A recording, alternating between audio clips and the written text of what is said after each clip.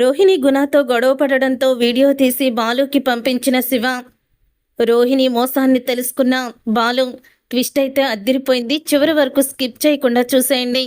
Video నచ్చితే తప్పకుండా like చేయండి. 6,000 రూపాయలు ఉండే ఎస్ఎఫ్టీ ధర ఇప్పుడు కేవలం 3,600 రూపాయలకు మాత్రమే ఇస్తున్నారు. క్లోజింగ్ సేల్ లో ఉన్నాయి కాబట్టి ఈ ధరకు ఇస్తున్నారు. హైదరాబాద్ ఉప్పల్ సమీపంలోని పోచారంలో ఇన్ఫోసిస్ కి కేవలం 1 కిలోమీటర్ దూరంలో ఈ ఫ్లాట్స్ మీకు అందుబాటులో ఉన్నాయి. మీరు వెంటనే వస్తే మీకు నచ్చిన ఫ్లాట్ ని సెలెక్ట్ చేసుకుని తీసుకోవచ్చు. ఆలస్యం చేయకుండా వెంటనే ఈ నెంబర్ కి కాల్ చేసి మీ ఫ్లాట్ ని బుక్ చేసుకోండి. కామాక్షి అయితే ఇక వంట చేసుకోవడానికి బద్ధకం వచ్చి తను ఫుడ్ అయితే ఆర్డర్ పెట్టుకుంటుంది.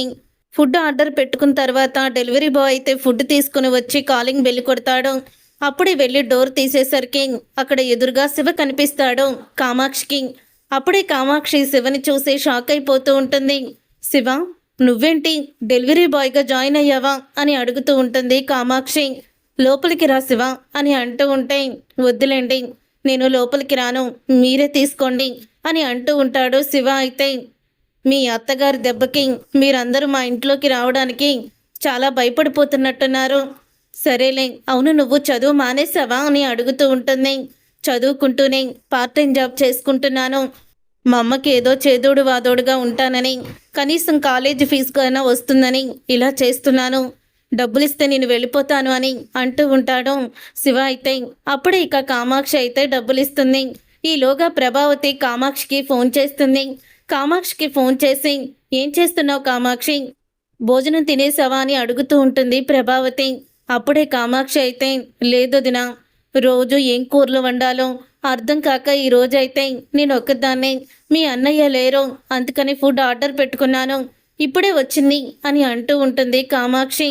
అప్పుడే, నీ పనే బాగుంది కామాక్షి, ఫుడ్ ఆర్డర్ పెట్టేసుకుని తినేస్తున్నావు, నిజక్క నీది అదృష్టమే అదృష్టం అని అంటూ ఉంటుంది ప్రభావతి. అయితే నీకులాగా రుచికరంగా వండి పెట్టే కోడలు నాకు లేదు కదా, అందుకని ఇలా ఆర్డర్ పెట్టుకోవాల్సి వస్తుంది. నీకేంటి, మీనా ఎంతో రుచిగా వండి పెడుతుంది, చక్కగా ఇంటిల్లిపాది కూర్చొని తింటారు అని అంటూ ఉంటుంది కామాక్షి. అయితే మీనా అంటే గుర్తుకొచ్చింది వదిన, అసలు ఈరోజు నాకు ఈ ఫుడ్ డెలివరీ తీసుకొచ్చింది ఎవరో తెలుసా అని అంటూ ఉంటుంది కామాక్షి. ఎవరు అని ప్రభావతి అడగడంతో, ఎవరో కాదో మీనా తమ్ముడు శివ డెలివరీ బాయ్గా చేస్తున్నాడు, అతని ఫుడ్ నాకు తీసుకొచ్చి ఇచ్చాడు అని అంటూ ఉంటుంది కామాక్షి. అవునా, అంటే వాడు ఈసారి దొంగతనాలు చేయడానికి ఈజీగా ఉంటుందని ఇప్పుడు మళ్ళీ ఈ డ్యూటీ మొదలు పెట్టాడా అని అంటూ ఉంటుంది ప్రభావతి. జరిగిపోయిన దాన్ని ఎందుకు వదినా పదే పదే గుర్తు చేసుకుంటావు నువ్వు, కనీసం లోపలికి రమ్మంటే అడుగు కూడా పెట్టలేదు, నీ దెబ్బకి అక్క తమ్ముడు కూడా మా ఇంటికి రావడానికి భయపడిపోతున్నారు అని అంటూ ఉంటుంది కామాక్షి. అయితే ఏదేమైనా శివలో చాలా మార్పు వచ్చింది అని అంటూ ఉంటే, అవును తమ్ముడేమో ఫుడ్ పట్టుకొని వెనకాల ఒక బుట్ట వేసుకొని బండి మీద తిరుగుతాడు, అక్కేమో పువ్వుల బుట్ట వేసుకొని బండి మీద తిరుగుతుంది, వాడేమో ఫుడ్ డెలివరీ ఇస్తే ఇదేమో పూలు డెలివరీ ఇస్తుంది, ఇక కుటుంబం మొత్తం కూడా ఇలా డెలివరీల పని మీదే ఉంది అని అంటూ ఉంటుంది ప్రభావతి. నీకు చెప్పాను చూడు, అసలు వాళ్ళు కష్టపడి పని చేసుకుంటుంటే నీలాగా నీ పెద్ద కొడుకులాగా తిని కూర్చోవడం లేదు కదా, నీ పెద్ద కొడుకు పార్కులో పడుకొని పల్లీలు తింటూ క్యారేజీలు పట్టుకు వెళ్ళిపోయి తిని తొంగునేవాడు, అప్పుడు నీకు నొప్పి తెలియలేదేమో, అప్పుడు నీ కొడుకు కదా చేసింది, నీకు అంతగా అనిపించలేదనుకుంటా అని అంటూ ఉంటుంది కామాక్షి. ఏంటి కామాక్షి నువ్వు, ఇప్పుడు మనోజు బిజినెస్ మ్యాను అని అంటూ ఉంటే, ఆ బిజినెస్ మ్యాన్ ఏంటో వాడి వ్యవహారం ఏంటో మొత్తం బయటకు వస్తుందిలే, నువ్వేమీ కంగారు పడకో అని అంటూ ఉంటే, అప్పుడే ఇక ఆ మాట విని ప్రభావతి, నువ్వు ఇలాగే ఎప్పుడు మీనాకే సపోర్ట్ చేస్తావు అని ఫోన్ పెట్టేస్తుంది. ఫోన్ పెట్టేసిన తర్వాత అప్పుడే ఇక బాలు అయితే మీనా మీనా అని పిలుస్తాడు. అప్పుడు ఇక మీనా బయట నుంచి అయితే వస్తుంది. నేను లోపల ఉంటేనే కదా మీరు మీనా అని పిలిచినా రావడానికి అని మీనా అయితే బయట నుంచి వస్తుంది. ఏంటి మీనా ఇప్పుడెక్కడికి వెళ్ళావు అని అడుగుతుంటే, అర్జెంటుగా ఒకళ్ళు పూలు అడిగారండి, ఇవ్వడానికి వెళ్ళాను అని అంటూ ఉంటుంది మీనా.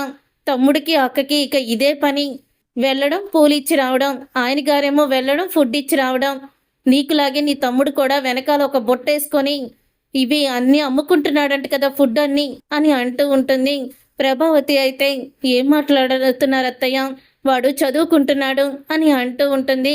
మీనా వాడు చదువుకోవడం లేదు, స్విగ్గీలో డెలివరీలు ఇస్తున్నాడు అని చెప్తూ ఉంటుంది ప్రభావతి. అయితే అప్పుడు ఇక ఆ మాట విని బాలు, నువ్వెంత వెటకారంగా మాట్లాడాల్సిన అవసరం లేదు, నేనే ఆ వాడికి ఆ జాబ్ ఇప్పించింది అని అంటూ ఉంటాడు బాలు. అయితే అప్పుడు ఇక ఆ మాట విని మీనా అయితే, ఏంటండి నాకు ఒక్క మాట కూడా చెప్పలేదు అని అడుగుతూ ఉంటుంది మీనా. ఏం లేదు మీనా, మీ అమ్మ మీద ఆధారపడకుండా తన కాలేజీ ఫీజు వాడే కట్టుకుంటానన్నాడు. ఏదైనా కాలేజీ వదిలేశాక జాబు నెతుక్కుంటున్నాను బావా, నీకు తెలిసిన వాళ్ళ దగ్గర ఏదైనా జాబ్ ఉంటే చూడమన్నాడు. అప్పుడే నాకు ఇది గుర్తుకొచ్చింది. నా ఫ్రెండ్ అడిగాడు, అప్పుడు శివాని పెట్టుకోమని చెప్పాను. వాళ్ళు శివాని పెట్టుకున్నారు.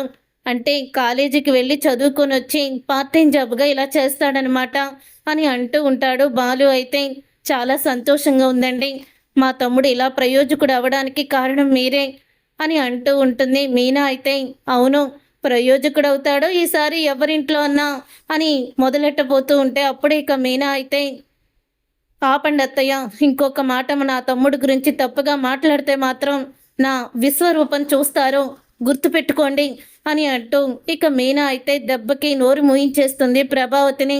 ఇక ప్రభావతి రెండో మాట మాట్లాడకుండా దెబ్బకి నోరు మూయించేస్తుంది. అప్పుడు ఇక బాలు అయితే ప్రభావతిని చూసి నవ్వుతూ ఉంటాడు. తరువాత విద్య అయితే ఇంట్లో కూర్చొని చాలా కంగారు పడిపోతూ ఉంటుంది. నేనేమో ఆ బాలు ఫోను చెరువులో పడేయమని రోహిణి చెప్తే ఎక్కడో పడేసి చచ్చాను, ఎక్కడ పడేశాను కూడా ఫోను గుర్తులేదు. తర్వాత ఆ ఫోన్కి ఫోన్ చేస్తేనేమో ఆల్రెడీ సిమ్ తీసేశాను కాబట్టి స్విచ్ ఆఫే వస్తుంది, అలా స్విచ్ ఆఫే వస్తుంది. ఇప్పుడు ఏం చెయ్యాలి? ఈ ఫోను పడేశానని రోహిణికి చెప్పాను, కానీ ఆ ఫోను ఎవరికన్నా దొరికితే ఏం జరుగుతుందా అని చాలా భయమేస్తుంది అని అంటూ తనలో తానే భయపడిపోతూ ఉంటుంది విద్య. అయితే తర్వాత ఇక ఆ పెద్దవాళ్ళు ఆ ఫోన్ పట్టుకొని అలా చూస్తూ ఉంటారు. అసలు ఈ ఫోన్ కోసం ఆ అమ్మాయి ఒక్కసారైనా రాలేదేంటయ్యా? ఫోన్ పడిపోయిందని వెతుక్కోలేదా, ఇంకా చూసుకోలేదంటావా అని అడుగుతూ ఉంటుంది పెద్ద ఆవిడ. అప్పుడే ఇక ముసలతనైతే, ఏమోనే, నాకు అదే అర్థం కావడం లేదు, ఇది కింద పడి పళ్ళు మనిపోయి అద్దం అన్నీ కూడా పగిలిపోయినాయి, చూడు ఎలా అయిపోయిందో ఫోను, ఈ డిప్ప కూడా పట్టడం లేదు, ఇదేమో మనకి పెట్టడం రాదు అని అనుకుంటూ ఉంటారు ఇద్దరు కూడా. ఇంతలో అక్కడికి శివ అయితే వెళ్తాడు. అలా శివ వెళ్ళిన తర్వాత అప్పుడు ఇక శివాని చూసి, బాబు నువ్వు అని అంటూ ఉంటే, నన్ను గుర్తుపట్టలేదా? మీనా వాళ్ళ తమ్ముణ్ణి, బాలు వాళ్ళ బామర్దినమ్మా అని అంటూ ఉంటాడు శివ. అయితే ఓ అవును బాబు, నువ్వా? ఏంటి బాబు ఇలా వచ్చావు?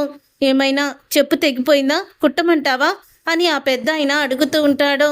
లేదు తాత, మీకోసమే వచ్చాను, ఇలా నేను ఫుడ్ డెలివరీ ఇవ్వడానికి వస్తున్నాను. ఎలాగో మీరు ఇక్కడే మీ షాప్ ఉంటుంది కదా, అందుకని మీకు కూడా నా డబ్బులతో ఫుడ్ తీసుకొచ్చాను, ఇదిగోండి తాత తినండి అని ఫుడ్ అయితే ఇస్తాడు. అప్పుడే నీకు కూడా మీనాలాగే మంచి మనసు ఉంది బాబు, నిజంగా నువ్వు మీనాకి తమ్ముడుగా పుట్టడం నీ అదృష్టం. అలాగే మీనా కూడా ఇంత మంచి తమ్ముడు ఉన్నందుకు మీనా కూడా అదృష్టవంతురాలే అని అంటూ పొగుడుతూ ఉంటారు. నేను మా అక్కకి తమ్ముడుగా ఉండడం అదృష్టం కాదు తాత, మా అక్క మా బావ నాకు దొరకడం నా అదృష్టం. గాలికి తిరగాల్సిన నన్ను బుద్ధి చెప్పి గాడిలోకి పెట్టాడు మా బావ, కుటుంబ బాధ్యత తెలిసేలా చేశాడు అని ఇక పొగుడుతూ ఉంటాడు. ఇంతలో ఇక శివాకైతే ఆ పెద్దాయన చేతిలో ఫోన్ అయితే కనపడుతుంది. అప్పుడే ఇక ఫోన్ చూసి, అదేంటి మీ దగ్గర ఫోను ఏమీ లేదని మా బావ చెప్పాడు, మరి మీ దగ్గర ఫోన్ ఏదో ఉన్నట్టుంది అని అంటూ ఉంటాడు శివ. అయితే ఇదే బాబు, రోడ్డు మీద నిన్న చెప్పులు కుట్టించుకోవడానికి ఒక అమ్మాయి వచ్చింది, అనుకోకుండా అమ్మాయి ఫోను కింద పడేసుకుంది, తర్వాత తను వస్తుందేమో ఎదురు చూసాము, తను రాలేదు, ఇదేమో కింద పడి ముక్కలైపోయింది, దీని వెనకాల డొప్ప కూడా పట్టడం లేదు అని అంటూ ఉంటాడు పెద్ద ఆయన. అప్పుడే ఇక ఇది ఇలా ఇవ్వండి నేను చూస్తాను, పట్టిద్దేమో అని అంటూ శివ అయితే తీసుకుంటాడు. ఇక శివ తీసుకొని ఫోన్ అటు ఇటు తిప్పి చూసేసరికి ఆ ఫోను బాలుదే అని శివ అయితే గుర్తుపడతాడు. ఇది బావ ఫోన్ లాగే ఉందేంటి, బావ ఫోన్ లాగే ఏంటి, బావ ఫోనే. అయితే వీళ్ళ దగ్గరికి వచ్చింది ఎవరు అమ్మాయి, ఇక్కడ పాడేసుకుందని చెప్తున్నారు కదా, ఈ విషయం వెంటనే బావకి చెప్పాలి అని వెంటనే ఇక చెప్పేస్తాడు. ఫోన్ చేస్తాడు బాలుకి శివ. అయితే ఇక బాలుకి శివ ఫోన్ చేసి అంటూ ఉంటాడు, బావా, నీ ఫోను ఎవరో అమ్మాయి దగ్గర నుంచి కింద పడిపోతే ఇక్కడ చెప్పులు కుట్టే వాళ్ళు ఉంటారు కదా బావా, వాళ్ళకి దొరికింది అని అంటూ ఉంటాడు. శివ అయితే, అవునా, నువ్వు అక్కడికి ఎందుకు వెళ్ళావు శివ అని అంటూ ఉంటే, ఇటు ఫుడ్ డెలివరీ ఇవ్వడానికి వచ్చాను బావా, అలాగే ఈ పెద్దవాళ్ళు ఉంటారని నాకు తెలుసు కదా, వీళ్ళకి కూడా ఫుడ్ తీసుకొచ్చాను. అప్పుడే వీళ్ళ చేతిలో ఫోన్ చూసి ఆ ఫోను నీదేనని గుర్తుపెట్టాను అని అంటూ ఉంటాడు. ఇంతలో ఇక ఇదంతా కూడా రోహిణి వినేస్తూ ఉంటుంది. అంటే బాలు ఫోన్లో శివతో మాట్లాడడం అంతా కూడా వింటూ ఉంటుంది. రోహిణి అయితే అప్పుడే ఇక బాలు అయితే ఆ ఫోను ఎవరు తీసుంటారు, అసలు ఎవరై ఉంటారు, ఒకసారి వాళ్ళని అడుగు అని అంటూ ఉంటే అప్పుడే ఇంకా ఆ పెద్దవాళ్ళని అడుగుతూ ఉంటాడు. ఈ ఫోన్ తీసుకొచ్చిన అమ్మాయి ఎలా ఉంది అని అడుగుతూ ఉంటాడు. శివ, సన్నగా ఉంది బాబు, ఏదో కంగారు పడుతూ ఉన్నట్టుంది, ఉద్యోగం చేసే అమ్మాయిలాగే ఉంది, చూస్తే గుర్తుపడతాం కానీ ఎప్పుడు కూడా ఈ వైపుకి రాలేదు తను అని అంటూ ఉంటాడు ఆ పెద్దాయన అయితే. అప్పుడు ఇక ఆ పెద్దాయన అన్న మాటలకి ఇక ఫోన్లో మొత్తం కూడా చెప్తాడు శివ. అలా చెప్పిన తర్వాత అప్పుడే ఇక అంటూ ఉంటాడు బాలు అయితే ఖచ్చితంగా నా ఫోను ఎవరో దొంగిలించి నీ వీడియోని ఎవరో వైరల్ చేశారు అని అడుగుతూ ఉంటే, నాకు తెలిసి ఆ గుణ మీదే అనుమానంగా ఉంది బావా అని అంటూ ఉంటాడు శివ. ఏంటి, గుణ మీద అనుమానంగా ఉందా అని బాలు అయితే అంటాడు. అవును బావా, ఈ ఫోను చూస్తుంటే ఈ ఫోన్లో ఉన్న వీడియో అయితే ఎవరో గుణకి పంపించినట్టే నాకు అనిపిస్తుంది, గుణ ఫోన్ నెంబర్ కూడా ఉంది అని అంటూ ఉంటాడు శివ. అయితే అవునా, గుణ మీదే నీకు అనుమానంగా ఉందా, ఆ గుణ సంగతి తేలుద్దాము అని చెప్పి అంటూ ఉంటాడు బాలు. ఇక ఇదంతా విని రోహిణి షాక్ అయిపోతూ ఉంటుంది. అసలు ఈ విద్య ఫోన్ని తను పడేశానని చెప్పింది కదా, శివకి ఆ ఫోను ఎలా దొరికింది అని చాలా టెన్షన్ పడిపోతూ ఇక విద్యకైతే ఫోన్ చేస్తుంది. అప్పుడే ఇక విద్యని అడుగుతూ ఉంటుంది, అసలు నీకు బుద్ధుందా, ఫోను నువ్వు పడేశానని చెప్పావు కదా, నా బాలు ఫోను నువ్వు ఎవరికిచ్చావు అని అడుగుతూ ఉంటుంది. లేకపోతే ఎవరికైనా అమ్మేశావా అని అడుగుతూ ఉంటుంది విద్యాని రోహిణి. అప్పుడు ఇక విద్య అయితే, అదేంటే ఫోన్ పడేశానని చెప్పాను కదా, అలా అడుగుతున్నావేంటి అని అడుగుతూ ఉంటుంది. విద్య, ఏంటే నిజం చెప్పు, నువ్వు బాలు ఫోను నిజంగానే పడేశావా, చెరువులో పడేశావా, రోడ్డు మీద పడేశావా అని అంటూ ఉంటుంది రోహిణి. అప్పుడే ఇక విద్య అయితే అది అని తడబడిపోతూ ఉంటుంది. విద్య ఇక తడబడిపోతూ ఇక విద్య అయితే, అది రోడ్డు మీదే పడేశానే, మళ్ళీ ఫోన్ పోయిందని తెలిస్తే నువ్వెక్కడ మళ్ళీ నన్ను ఏమంటావో అని నువ్వు కంగారు పడిపోతావేమో అని, అయినా పోయిన ఫోను ఎవరికి దొరికినా ఎటువంటి అనుమానం రాదు కదా అని నేను కూడా లైట్ తీసుకొని నీతో అబద్ధం చెప్పాను అని అంటూ ఉంటుంది విద్య. ఇప్పుడు ఏం జరిగింది, ఫోన్ పోయిన సంగతి నీకెలా తెలిసింది అని అడుగుతూ ఉంటుంది. అప్పుడే ఇక రోహిణి అయితే, ఆ ఫోను ఎవరికి దొరికిందో తెలుసా, ఆ ఫోను ఆ బాలు ఆ శివగాడికి దొరికింది అని అంటూ ఉంటుంది రోహిణి. అప్పుడు ఇక ఆ మాట విని ఒక్కసారి విద్య షాక్ అయిపోతూ, ఏంటి నువ్వు మాట్లాడేది, శివకి ఆ ఫోన్ దొరికిందా అని అంటూ ఉంటుంది. అవునే, శివకి ఆ ఫోను దొరికింది, వీళ్ళు బాలుకి శివకి గుణ మీద అనుమానం వచ్చింది, మనం వెంటనే వెళ్ళి గుణాన్ని కలవాలి అని అంటూ ఉంటుంది రోహిణి. అయితే సరే పద వెళ్దాం, నువ్వు వెంటనే మా ఇంటికి రాని రోహిణి విద్య ఇక ఇద్దరూ కూడా గుణ దగ్గరికైతే వెళ్తారు. ఇక గుణ దగ్గరికి వెళ్ళి గుణాన్ని నిలదీస్తూ ఉంటారు. గుణ, నా ఫోను, అదే బాలు ఫోను శివకి దొరికిపోయింది, ఆ వీడియో నువ్వే వైరల్ చేశావని శివ కనిపెట్టేశాడు అని అంటూ ఉంటే అప్పుడు ఇక గుణ అయితే ఇలా సమాధానం చెప్తూ ఉంటాడు. దొరికిపోయిందా, అలా ఎలా దొరికిపోయింది, మీరు ఆ ఫోన్ పడేయలేదా అని అడుగుతూ ఉంటాడు గుణ. లేదు, దీన్ని పడేయమంటే రోడ్డు మీద మర్చిపోయి రోడ్డు మీద పడేసింది, అది కాస్త శివకి దొరికింది, ఇప్పుడు శివకి తెలిసిపోయింది, ఆ రోజు నీ నెంబర్కి నేను వాట్సాప్లో పంపించాను కదా, ఆ ఫోన్ నెంబర్ ద్వారా ఆ వీడియో నీకే పంపించినట్టు, అది నువ్వే వైరల్ చేసినట్టు శివ తెలుసుకున్నాడు. ఇక బాలు శివ వస్తే మాత్రం నా పేరు బయట పెట్టుకో అని అంటూ ఉంటుంది రోహిణి. అంటే నేను ఇరుక్కోవాలా, నేను నువ్వే ఆ ఫోన్ కొట్టేసి నాకు ఇచ్చావని చెప్తాను అని అంటూ ఉంటే అప్పుడే రోహిణి గుణ మాటలకి షాక్ అయిపోతాం. అదేంటి, నా పేరు అంత ఈజీగా ఎలా బయట పెట్టేస్తావు నువ్వు అని అడగంగానే మరి నేను ఇరుక్కుంటాను కదా అని అంటూ ఉంటాడు గుణ అయితే. ఇక గుణ అలా అన్న తర్వాత అప్పుడు ఇక రోహిణి అయితే నా పేరు చెప్తావా చెప్పు, నేను కూడా చెప్తాను. నువ్వు నన్ను బ్లాక్మెయిల్ చేసి బెదిరించి రౌడీ ఏజెంట్ చేసి బలవంతంగా ఆ ఫోన్ని తీసుకొచ్చి ఇవ్వకపోతే చంపేస్తానని బెదిరించావని చెప్పి నేను కూడా చెప్తాను అని రోహిణి అనంగానే అవునా, నా మీద ఇన్ని అబద్ధాలు చెప్తావా నువ్వు అని అంటూ ఉంటాడు గుణ. ఇంతలో శివ కోపంగా గుణాన్ని నిలదీయడానికి అక్కడికైతే వస్తాడు. వచ్చిన తర్వాత ఇక విద్యా రోహిణి ఇద్దరు కూడా గుణతో గొడవ పడడం అయితే చూస్తాడు. అలా చూసి వెంటనే శివ అయితే వీడియో తీస్తూ ఉంటాడు. ఫోన్లో వాళ్ళ ముగ్గురు కూడా మాట్లాడుకోవడం. అప్పుడు ఇక గుణ అయితే నువ్వు నా గురించి చెప్పకముందే చెప్పాక నేను కొన్ని నిజాలు నీకు కూడా వాళ్ళకు కూడా చెప్తాను. ఏంటో చెప్పనా, ఈ ఫోను తీసుకురమ్మని నేను ఊరికినే చెప్పలేదు. దినేష్ అనే అతన్ని కిడ్నాప్ చేయమని రోహిణి బెదిరించమని తనని ఎందుకో బ్లాక్మెయిల్ చేస్తున్నాడని చెప్పి అతనికి భయం చూపించమని చెప్పి నా దగ్గరికి వచ్చింది. అప్పుడే నేను ఈ ఫోన్ను తీసుకురమ్మన్నాను అని నేను కూడా చెప్తాను. అంతేకాదు ఆ దినేష్ని కిడ్నాప్ చేయడానికి వెనుక ఒక బలమైన కారణం ఉంది. తను కోటీశ్వరరాలు కాదన్న విషయం దినేష్కి తెలుసు.